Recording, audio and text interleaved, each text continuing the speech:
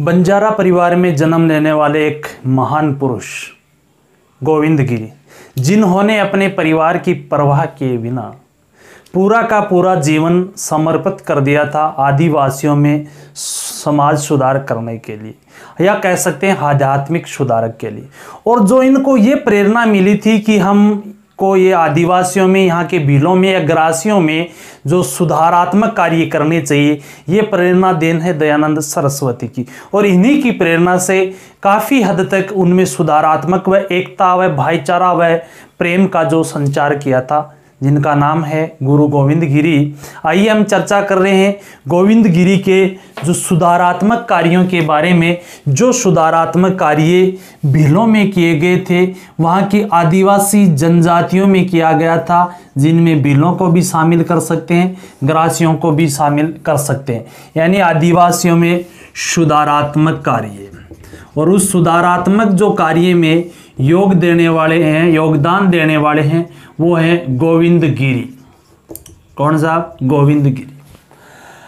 अब यदि हम बात करें गोविंद गिरी, तो इन गोविंद गिरी का जो जन्म है वो जन्म होता है साहब बांसिया गांव। कौन सा गांव है? बांसिया गांव है, जो डूंगरपुर में। कहाँ होता है? डूंगरपुर में। जाति से ये बंजारा जाति में, या कह सकते हैं बंजारा परिवार में इनका जन्म हुआ था। बंजारा परिवार में इनका जन्म होता है। और गोविंद गिरी हैं, गोविंद गिरी जो खुद इतने पढ़े लिखे नहीं थे, परंतु इन्होंने आध्यात्मिक दृष्टि से व सामाजिक दृष्टि से भीलों में या आदिवासियों में सुधारात्मक कार्य किए थे। इनके जो गुरु थे वो गुरु राजगिरी जी इनके गुरु थे, जो अखाड़ों के मुखिया भी हुआ करते थे। राजगिरी, ठीक है, राजगिरी उनके गुरु हुआ करते थे। जो गोविंद गिरी जी है, इन गोविंद गिरी जी की जो मुलाकात है वो मुलाकात 1881 में हो जाती है। किससे? दयानंद सरस्वती से। जब दयानंद सरस्वती जी से इनकी मुलाकात हुई थी, तो दयानंद जी सरस्वती से मुलाकात होने के कारण ही, या दयानंद जी सरस्वती के ही कहने के कारण, इन्होंने इन आदिवासियों में सुधारात्मक आंदोलन चलाया था, या कह सकते हैं इन आदिवासियों में स्वदेशी आंदोलन जैसी भावना विकसित की थी। सुधार के कार्य किए थे वह स्वदेश के कार्य, या ये कह सकते हैं स्वदेशी आंदोलन किया था। किसने? गोविंद गिरी ने। किसके कहने पर? दयानंद जी सरस्वती के कहने पर। और दयानंद जी सरस्वती के कहने पर जो सुधारात्मक कार्य थे, जो भील पूर्व में आपस में लड़ते भी थे, चोरी करना है या पशु पक्षियों को बलि प्रथा जैसी इनमें जो कुप्रथाएं थी, बलि देना है, शराब मद्यपान करना है, यानी चोरी चपारी है, शराब वगैरह, इनसे दूर रखने के लिए या आपस में इनमें प्रेम बढ़ाने के लिए, भाईचारा विकसित करने के लिए, इनमें एकता विकसित करने के लिए गोविंद गिरी ने सन 1883 में एक सभा की स्थापना की, और जिस सभा का नाम रखा था संप सभा। संप सभा से तात्पर्य है एकता व भाईचारा। तो संप सभा की स्थापना किसने की थी? गोविंद गिरी ने संप सभा की स्थापना की थी सन 1883 में। और जो इस संप सभा का उद्देश्य ये था, एकता स्थापित करना, सामाजिक व आध्यात्मिक दृष्टि से एक होना, एकता स्थापित करना, यही इस संप सभा का उद्देश्य था। और इसी के माध्यम से इनमें सुधारात्मक लाना या सुधार लाना, स्वदेश की भावना विकसित करना, यही इनका जो कार्य था। इस संप सभा का जो प्रथम जो अधिवेशन हुआ था, ये प्रथम अधिवेशन सन 1903 में होता है। कब होता है साहब? सन 1903 में होता है, मानगढ़ पहाड़ी पर। कौन सी पहाड़ी पर? मानगढ़ पहाड़ी पर होता है। अब ध्यान रखना, जो ये मानगढ़ पहाड़ी है, मानगढ़ पहाड़ी पर जो धूनी बनी हुई है ना, धूनी या धूना, वो धूनी बनी हुई है गुजरात के क्षेत्र में। परंतु जो यहाँ पर शहीद स्मारक है या जनजातीय जो संग्रहालय वगैरह है, संग्रहालय कह सकते हैं, शहीद स्मारक कह सकते हैं, वो राजस्थान में बना हुआ है। क्योंकि अभी जो पिछली वसुंधरा सरकार थी, जिसने राष्ट्रीय जनजाति संग्रहालय, राष्ट्रीय, राज्य नहीं भैया, राष्ट्रीय जनजाति संग्रहालय का उद्घाटन इसी मानगढ़ पहाड़ी पर किया था। तो राष्ट्रीय जनजाति संग्रहालय कहाँ पर है? मानगढ़ पहाड़ी पर है। और इसी पर जो ये संग्रहालय वगैरह शहीद स्मारक है वो राजस्थान की सीमा में, परंतु जो धूणा लगा हुआ है या कह सकते हैं जो पुंजिया भील इनके सहयोगी थे, गोविंद गिरी के सहयोगी थे पुंजिया भील। कौन से भील साहब? पुंजिया भील। वह एक सुरजी भगत का नाम भी आता है। कौन सा? सुरजी भगत, जो इनके सहयोगी या शिष्य या इनके कदमों पर चलने वाले थे, वो पुंजिया भील वगैरह, इनकी भी जो मूर्ति बनी हुई है वो गुजरात के इलाके में, बाकी जो शहीद स्मारक संग्रहालय वो राजस्थान में। और इस मानगढ़ पहाड़ी पर ही जो संप सभा का प्रथम अधिवेशन सन 1903 में हो रहा था, आश्विन माह की पूर्णिमा को हुआ था। आश्विन माह की पूर्णिमा को, आसोज कह दो साहब, आश्विन पूर्णिमा के दिन ये संप सभा का यहाँ पर पहला सम्मेलन हुआ था। पर ध्यान रखना है, यहाँ 2-3 चीज आप कंफ्यूज होगे। मानगढ़ पहाड़ी पर आश्विन पूर्णिमा के दिन संप सभा का हो रहा है सम्मेलन, ठीक है। यदि हम बात करें मार्गशीर्ष माह की, तो मार्गशीर्ष माह की पूर्णिमा के दिन मानगढ़ धाम पर मेले का आयोजन होता है, ये ध्यान रख लेना इस मानगढ़ पहाड़ी पर। हम बात करें यदि माघ माह की, और माघ माह की पूर्णिमा के दिन जो इन आदिवासियों का कुंभ कहते हैं बेणेश्वर धाम, बेणेश्वर धाम नवाटापुर डूंगरपुर में, इस बेणेश्वर धाम पर मेले का आयोजन होता है। कब? माघ पूर्णिमा। ये वही बेणेश्वर धाम जहां खंडित शिवलिंग की पूजा की जाती है। तो ये पूर्णिमा उससे ध्यान रख लेना। यम आश्विन पूर्णिमा के दिन संप सभा का सम्मेलन हुआ था। मार्गशीर्ष पूर्णिमा के दिन यहाँ पर मेले का जो आयोजन होता है, ठीक है जी। इसके अलावा माघ पूर्णिमा के दिन बेणेश्वर धाम में जो नवाटापुर डूंगरपुर में सोममाही जाकम त्रिवेणी संगम पर जो मेला लगता है खंडित शिवलिंग वाला, जिसको यहाँ का आदिवासियों का कुंभ कहा जाता है, उसका आयोजन होता है माघ पूर्णिमा को। ये जो पहला सम्मेलन हुआ था आश्विन पूर्णिमा को हुआ था। गुजरात में ये जो धूणी वगैरह है वाले शहीद व जो संग्रहालय है वो राजस्थान में। गोविंद गिरी ने ये सम्मेलन कर दिए। यहाँ पर कई जगह जो धूणियों की स्थापना की, जगह जगह धूणियां स्थापित कर दी। धूणी या धूणा कह दो जी, अपन जो धूणा कह देते हैं आदिवासी इसको धूणी कह सकते हैं। जो धूणियों की स्थापना है, जो भी धूणियां स्थापित की थी, हर जगह कोतवाल नियुक्त किया था। किसको नियुक्त किया? कोतवाल को नियुक्त किया गोविंद गिरी ने। और गोविंद गिरी इनमें जो इतने प्रसिद्ध हो गए थे, क्योंकि जो ये कोतवाल था ना, कोतवाल इनके आपस के भी कोई भी मामले होते थे, आपसी मामलों का निपटारा धूणी पर नियुक्त किए गया कोतवाल ही करता था। और गोविंद गिरी इन भीलों में इतने प्रसिद्ध थे, गोविंद गिरी से इनको भील गुरु गोविंद गिरी के नाम से जानने या कह सकते हैं पुकारने लगे, या गुरु गोविंद के नाम से ये प्रसिद्ध भी हो चुके थे। हालांकि गोविंद गिरी की जो प्रारंभिक मुख्य केंद्र कह सकते हैं, मुख्य जो धूणी कह सकते हैं, वो बेड़सा गांव में थी। कौन से गांव में साहब? बेड़सा गांव इनका प्रमुख केंद्र था। जब 1903 में संप सभा का प्रथम जो सम्मेलन यहाँ पर होता है, उसी के कारण बाद में मेन जब जगह जगह धूणियां स्थापित की जा रही थी, तभी सन 1908 में इनको यहाँ से बेड़सा गांव से कर दिया जाता है, निष्कासित कर दिया गया था।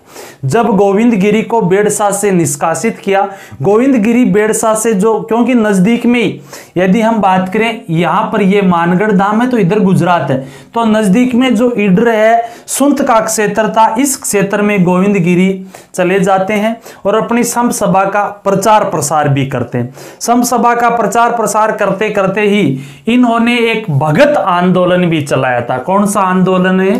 भगत आंदोलन। किससे संबंधित है? गोविंद गिरी से।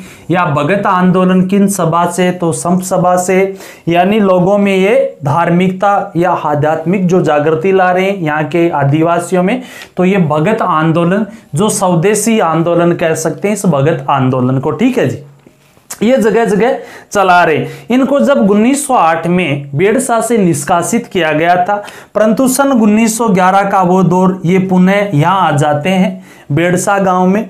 और बेड़सा गांव में आने के बाद में जगह जगह जो धूणियाँ थी, उन धूणियों में ये जो संदेश वगैरह भेजते हैं अपने जो सुरजी भगत व पुंजिया भील के माध्यम से कि एक दिन हम जो एक बड़ा सम्मेलन करेंगे। उसके बाद में सन 1913 में हम बड़ा सम्मेलन करेंगे, सारे के सारे भील है वो मानगढ़ की पहाड़ी में इकट्ठा होंगे। इस प्रकार से लोगों में ये प्रचार प्रसार करवा रहे हैं, संदेश भिजवा रहे हैं गोविंद गिरी। तो आइए हम आगे चर्चा करते हैं गोविंद गिरी के द्वारा जो अपने संभ सभा के माध्यम से व भगत पंथ के माध्यम से लोगों को मानगढ़ की पहाड़ी पर इकट्ठा किया जाता है। तो देखिए मानगढ़ पहाड़ी। अब देखो जी होता क्या है कि अक्टूबर 1913 में गोविंद गिरी अपने सुरजी भगत व पुंजिया भील व अन्य जन लोग जो कार्यकर्ता थे उनके माध्यम से प्रचार प्रसार कर रहे हैं कि अपने को मानगढ़ पहाड़ी पर इकट्ठा होना है, एक बड़ा सम्मेलन करना है। और इस मानगढ़ पहाड़ी पर जगह जगह से भील आने लगे, आदिवासी लोग इकट्ठा होने लगे। ये नहीं कह सकते हैं केवल मेवाड़ या राजस्थान ही, मेवाड़ के अलावा उधर जो सुंत का क्षेत्र था, इडर जो वर्तमान गुजरात का जो क्षेत्र था, मालवा जो एमपी का क्षेत्र था, वहां तक के भील आदिवासी जनजाति जो लोग थे वो मानगढ़ पहाड़ी पर इकट्ठा हो रहे हैं। अब मानगढ़ पहाड़ी पर जब इकट्ठा हो रहे थे उस दौरान जो यहां पास में ही पड़ता था सुंत का जो थानेदार था, इस सुंत के थानेदार ने यहां 2 पुलिस वाले भेज दिए। कहां भेजे? मानगढ़ पहाड़ी पर कि जायजा लेकर आओ। जब पुलिस वालों ने देखा यहां पर जो भी भील आ रहे हैं, जो भी आदिवासी आ रहे हैं, वो सारे शस्त्र लेकर आ रहे हैं, कोई तीर कमान, बर्ची, भाल कमान, ये सब लेकर आ रहे हैं। साथ में खाद्य सामग्री, रसद सामग्री लेकर आ रहे हैं। इनके जो बैल वगैरह थे वो सब, या घोड़े कह सकते हैं, वो लदे पदे सामान से, वह स्वयं सुसज्जित जो थे, तो किससे? वो शस्त्रों से सुसज्जित थे। जब यहाँ के भीलों को, मानगढ़ के भीलों को पता चला कि ये थानेदार है, वो हमारी जो यहाँ पर जायजा लेने में आया हुआ है, ये एक तरह से संदेशवाहक के लिए थानेदार ने इन 2 व्यक्तियों को भेजा। इसलिए इन दोनों व्यक्तियों को यहाँ के भीलों ने कैद कर लिया, गिरफ्तार कर लिया, या कह सकते हैं पकड़ लिया था। आपस में हाथापाई हुई, जिस कारण गुल मोहम्मद नामक जो पुलिस वाला था ना, गुल मोहम्मद, और ये गुल मोहम्मद साहब मारा गया।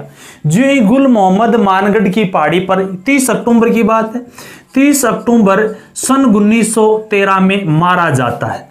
जो ही ये मारा गया था, अब यहाँ की मेवाड़ की कह सकते हैं प्रशासन या पुलिस या कह सकते हैं ब्रिटिश प्रशासन है, उसके लिए एक चुनौती बन गए थे ये भील। यदि इसी प्रकार से ये भील धीरे धीरे यहाँ पर एक बड़ी संख्या में इकट्ठा हो गए तो हमारे लिए नुकसानदायक साबित हो सकता है। क्या पता जिस तरह से गुल मोहम्मद एक को मारा, धीरे धीरे हमारे थाने को भी ये जला सकते हैं। इसलिए यहाँ पर 5 सैन्य बटालियन भेजी थी। कितनी सैन्य बटालियन? 5 सैन्य बटालियन यहाँ पर भेजी जाती है। और 10 नवंबर, कितनी नवंबर? 10 नवंबर 1913 के दिन, जिसमें से 2 थी मेवाड़ भील कॉर्प्स, मेवाड़ भील कॉर्प्स थी 2, जिसमें एक थी 7वीं, एक है ये, एक है 7वीं राजपूत राइफल्स, राजपूत राइफल्स, जिसमें एक थी जाट बटालियन। कौन सी बटालियन थी? जाट बटालियन। और जिसमें एक थी 104वीं वेलेजली राइफल्स, वेलेजली राइफल्स। इस प्रकार से 2 तो है ये मेवाड़ भील कॉर्प्स है, एक है 7वीं राजपूत राइफल्स है, यहां पर एक जाट बटालियन आई, और 104वीं राजपूत राइफल्स, ये एक बटालियन इनकी आई। कुल मिलाकर 5 सैन्य बटालियन जो आई थी 10 नवंबर 1913 के दिन इस मानगढ़ की जो पहाड़ी थी, इस मानगढ़ की पहाड़ी को घेर लिया था। क्या कर लिया साहब? घेर लिया, घेर लिया। और उसके बाद में 17 नवंबर सन 1913 के दिन यहां पर गोलीबारी की गई थी। इस गोलीबारी के दौरान मानगढ़ में इकट्ठा हुए लगभग 1500 जो भील थे वो भील यहां पर मारे जाते हैं, और इसे मानगढ़ कांड के नाम से या मानगढ़ हत्याकांड के नाम से जाना जाता है। जिसे राजस्थान का जलियांवाला बाग कांड कहा जाता है। राजस्थान का जलियांवाला बाग हत्याकांड वह सेकंड जलियांवाला कांड की संज्ञा दी गई थी। भारत का दूसरा वह राजस्थान का जलियांवाला बाग हत्याकांड की संज्ञा दी जाती है। 17 नवंबर सन 1913 को वो मानगढ़ पहाड़ी पर जो भीलों पर बरसाया गया था एक कहर, जिसमें 1500 भील मारे जाते हैं, लगभग 1500। हालांकि कुछ तथ्यों के अनुसार यह संख्या ज्यादा भी बताई जाती। उसके बाद हुआ क्या, जो गोविंद गिरी थे वो गोविंद गिरी वह उनके सहयोगी चाहे पुंजिया भील की बात कर लो, इनको यहां पर से गिरफ्तार कर लिया गया और इन्हें भेजा गया अहमदाबाद। अहमदाबाद जेल में इनको भेज दिया जाता है। जो संप सभा थी, जो इनका भगत पंथ था, उनको कर दिया अवैध घोषित। क्या कर दिया साहब? अवैध घोषित कर दिया। और अंतिम समय में गोविंद गिरी जो अहमदाबाद में रहते हुए फिर बाद में इनको जब रिहा किया जाता है तो इन्होंने अपना अंतिम समय कंबोई गुजरात में बिताया था। कहां बिताया था साहब? कंबोई गुजरात में अपना ये अंतिम समय बिताते हैं। हाँ, ये नहीं कह सकते इनका जो ये आंदोलन जो सफल रहा था, परंतु गोविंद गिरी के जो नेतृत्व में काफी हद तक ये जो भील हैं, भीलों में सुधार जो आया था, आध्यात्मिक दृष्टि से कह सकते हैं, सामाजिक जो सुधार आया था, जिन्होंने मद्यपान है, पशु बलि जो वगैरह है, प्रथा है, आपस में लड़ने की जो इनमें लड़ाइयाँ थी, या कह सकते हैं आपस में जो चोरी करने की, उनको काफी इनमें सुधार भी आता है। इसी मानगढ़ पहाड़ी पर जो पिछली वसुंधरा सरकार थी, जिनके द्वारा राष्ट्रीय जनजाति संग्रहालय की भी स्थापना की गई और प्रतिवर्ष गोविंद गिरी की स्मृति में, गुरु गोविंद गिरी जी की स्मृति में यहाँ पर प्रतिवर्ष मेले वगैरह का भी आयोजन होता है। यहाँ पर अब भी वर्तमान में भी समय समय पर सभाएं वगैरह होती हैं, जिनमें आदिवासी एकजुट होकर अपनी जो विशेष मांग है या अपनों में सुधार लाना या एकजुटता का जो संदेश आज भी इस मानगढ़ पहाड़ी पर दिया जाता है। धन्यवाद दोस्तों, ये था अपना आज का जो वीडियो। यदि किसी को पसंद आए लाइक शेयर व चैनल को सब्सक्राइब करना। जी धन्यवाद।